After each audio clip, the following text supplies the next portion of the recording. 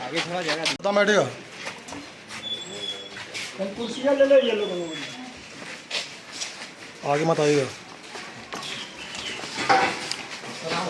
हटो यार, घर आगे ना आना। सब लोग पीछे रहिए।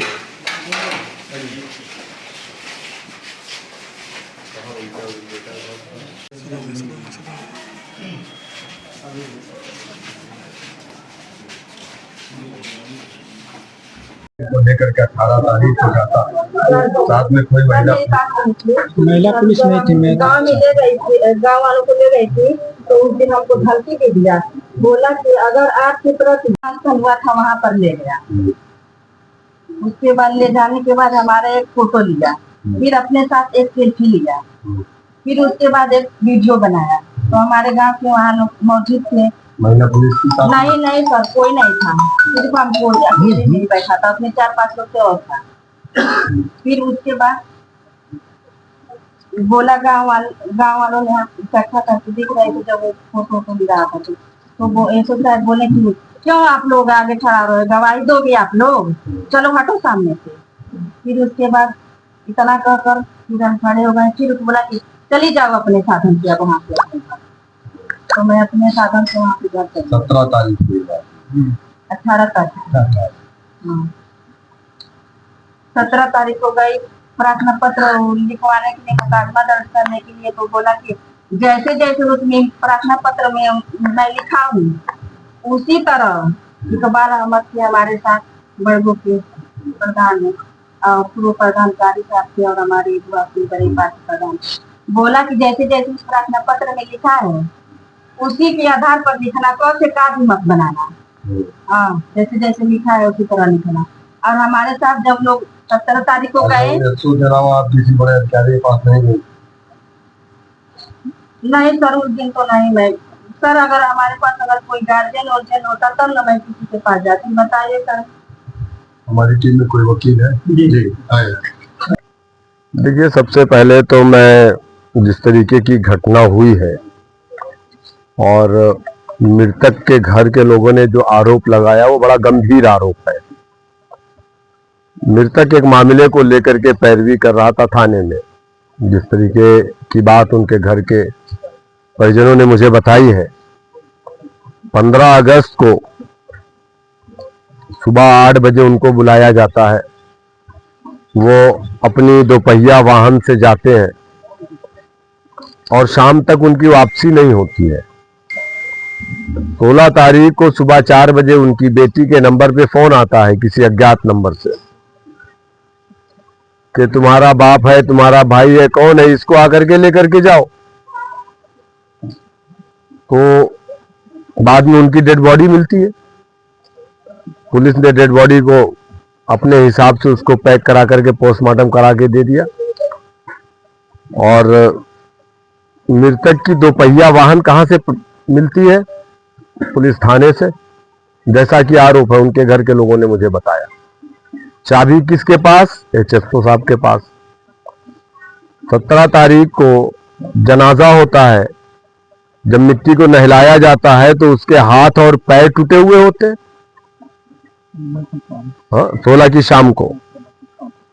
और उनके घर के लोगों पर दबाव बनाया जाता, बार बार थाने पे बुला करके उनको कागज पे सिग्नेचर कराई जाती है। उनकी बेटी को SHO साहब गाड़ी में बगैर महिला पुलिस के बैठा करके लेकर के उस गांव में जाते हैं जहां पे घटना होती है।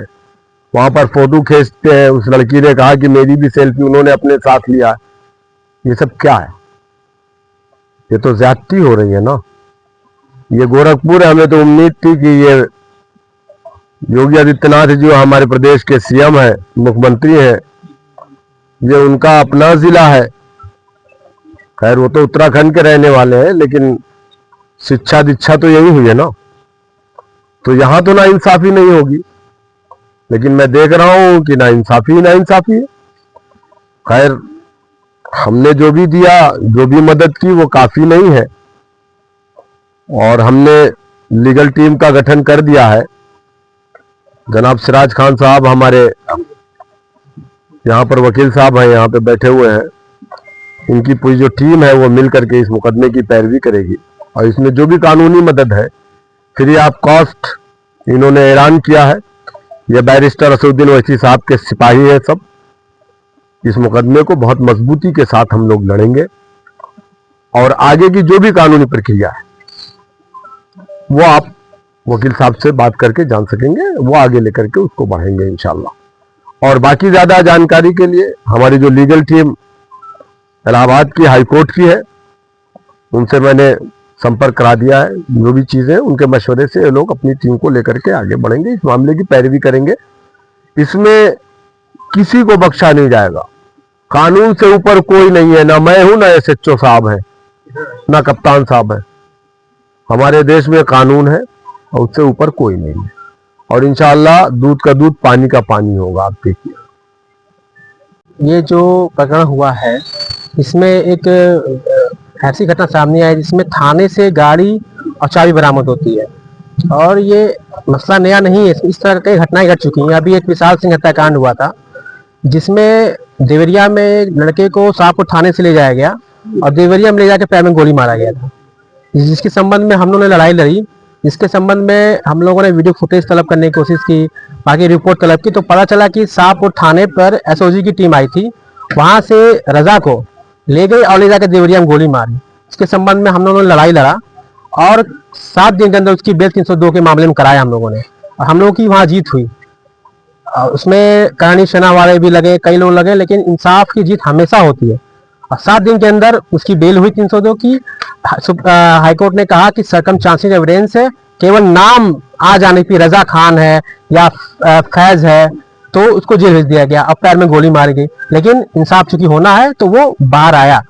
इसके बाद इसकी क्या प्रतिक्रिया हुई? कई सारी धमकियां आई कि रजा बाहर आएगा तो उसकी गोली मार दी जाएगी, फैज बाहर आएगा तो गोली मार दी जाएगी। लेकिन इस प्रकरण में जो मामला है, इस प्रकरण में तो पुलिस साफ साफ घिर रही है कि अगर मॉब लिंचिंग हो जा रही है, जहां हमारे योगी आदित्यनाथ का ही शहर है, वहां मॉब लिंचिंग हो जा रही है, लोगों को मार दिया जा रहा है, तो इस संबंध में हम अभी तो हमारा पहला फोकस यही है कि जो लोग नहीं पकड़ा है, ये सबूत सामने आया कि इसमें कौन मेन गुनाहगार है। अगर थाने वाले हैं, अगर वो जो जिन्होंने एक्चुअली जो इसमें किसका रोल है, किसने ये षड्यंत्र रचा, क्योंकि ऐसे तो ये कोई काम होता नहीं है, बिना किसी चिंगारी की आग लगती नहीं है। तो वैसे ही कोई ना कोई इसके पीछे सच्चाई है, उस सच्चाई को हम लोग सामने लाने की कोशिश करेंगे। थाने से जो भी वीडियो फुटेज है या जो भी सारे सबूत को कलेक्ट करने का जो काम है वो हमारी टीम करेगी और इंशाल्लाह उनको इंसाफ दिलाया जाएगा।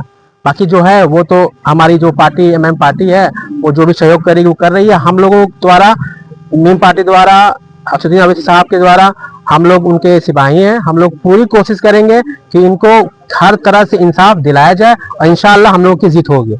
बस। आज MM पार्टी के प्रदेश अध्यक्ष जनाब शौकत अली साहब यहाँ पे आए, आर्थिक मदद किया है, आप इस संबंध में क्या कहना चाहते हैं? Sir, MIM barrister Asaduddin Owaisi साहब के पार्टी और उत्तर प्रदेश के सदर जनाब हाजी शौकत अली साहब आए थे और पीड़ित से मुलाकात किया और उसके बाद से पार्टी के तरफ से 50,000 रुपए की आर्थिक मदद भी किया परिवार को, क्योंकि एक ही वहाँ पे उस घर में कमाने खिलाने वाला था और ज़्यादा ज़रूरी था जो उनको लगा, और सारे लोगों को करना चाहिए। फोटो तो बहुत सारे लोग आके खिंचवा के गए हैं, लेकिन मदद के नाम पे हमें लगता है कि उत्तर प्रदेश में अभी पहला ओवैसी साहब की पार्टी हाजी शौकत साहब आए और 50,000 का आर्थिक मदद करके गए हैं। और हमारे जो ये सिराज भाई हैं, आमिर भाई हैं, चूँकि ये लोग भी हमदर्द हैं इस हिंदुस्तान के लोगों के, तो ये लोग वहाँ पर आए हैं। इन लोगों का भी यही भावना है कि जो भी निर्दोष हैं वो जेल ना जाएं, जो दोषी कैमरे में दिख रहे हैं, चाहे वो किसी के दबाव से बचे हुए हैं और चाहे किसी के शरण में जाके छुपे हुए हैं। आप लोगों का कहना है कि जो सच्चाई है वो प्रशासन, चूंकि प्रशासन पूरे हिंदुस्तान का है, सबका है, और प्रशासन न्याय के लिए ही माना जाता है, तो न्याय दिलाने का आप लोग काम करेंगे और जो बेगुनाह हैं उनको जेल नहीं होनी है, जो निर्दोष हैं उनको जो पकड़ के, जैसे अभी पीड़ित बता रही थी कि जो मुख्य आरोपी हैं जो वीडियो में दिखाई दे रहे हैं, उन लोगों को गिरफ्तारी उन लोगों की नहीं हुई है। तो आप लोगों का सहयोग से इंशाअल्लाह ताला प्रशासन अब काम करेगी और जो उसमें कसूरवार हैं उनको जेल भेजा जाएगा, बख्शा नहीं जाएगा। पार्टी आगे क्या करेगी? पार्टी हर तरीके से इनके साथ खड़ी है और जैसा मदद इन लोगों की जरूरत होगी, जैसा ये लोग चाहिए, पार्टी हमेशा एक कदम पे, चाहे रात हो दिन हो, हमेशा इन लोगों के साथ खड़ी है। और पार्टी के साथ साथ ये हमारे जो पार्टी की तरफ से जो भी लोग हैं, जो यहाँ की टीम है, जो गोरखपुर की टीम है, चाहे जो गोला की टीम है, वो सारे लोग दिन रात खड़े हैं इन लोगों के लिए। जो न्याय होगा वो न्याय दिलाने की काम किया जाएगा। आपका शुभ नाम? सहमद अली।